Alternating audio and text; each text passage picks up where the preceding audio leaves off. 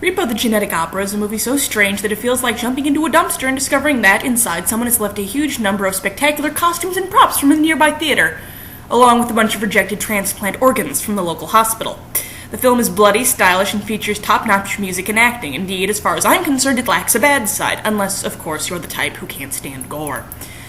The general premise is that it's the future, big surprise, and an illness that causes organ failure has prompted scientists to genetically engineer freestanding replacements. This, of course, is a costly process, so people start up payment plans to finance their new heart or liver or whatever. The epidemic is checked, and soon people start having transplants as a fashion statement rather than a necessity, and sometimes they can't pay. So that's when GeneCo, the big business who apparently has a monopoly on the organ trade, sends out repo men who repossess the organs, usually at the cost of the patient's life. The actual story, however, while building on this premise, is true blue opera plot. There's Shiloh Wallace, a little girl who's been kept sheltered from the outside world by Nathan, her father, on the premise that she has a blood disease. Nathan, as it turns out, is a doctor-turned-repo man who's hiding his true identity from his daughter. Meanwhile, Roddy Largo, the head of GeneCo, is dying of cancer and looking for a proper heir to his company, while his three children, Amber, Luigi, and Pavi, feud amongst themselves as to who will inherit their father's legacy. All the separate elements get sucked into a vortex whose linchpin is a woman named Marnie, who dated Roddy, then proceeded to dump him and marry Nathan before dying while giving birth to Shiloh.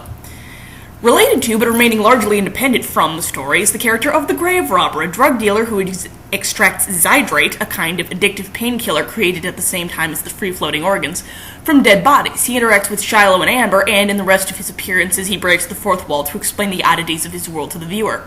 Despite his somewhat limited appearance, he's become the de facto favorite character of the story for most people, and his primary song, Zydrate Anatomy, is pretty much the catchiest damn thing ever. As for downsides, as mentioned, I don't personally see any. The movie is true Grand Guignol, if that's pronounced correctly, opera. There are no simply spoken lines. Any lines that aren't sung are done in recitative, a kind of rhythmic speaking common to opera. With convoluted plotline, double crosses, and family feuds, the only thing that is likely to cause anyone pain is the sheer amount of blood and guts present throughout the film. And, as I've often said, if that's your problem, my only suggestion is not to see the movie, and possibly to take some hormones in the hopes of growing a pair and getting over it. That's it for now. The next review will be the online novel Clockworks and Corsets, though there will probably be several vlogs about the Steam Expo before that. Ta! Vinyl black stilettos and fake eyelashes, blue eyeshadow, everything perfectly matches. Touch my plastic face and see what happens. I'm hiding from the world behind Chanel sunglasses. Do I look fat?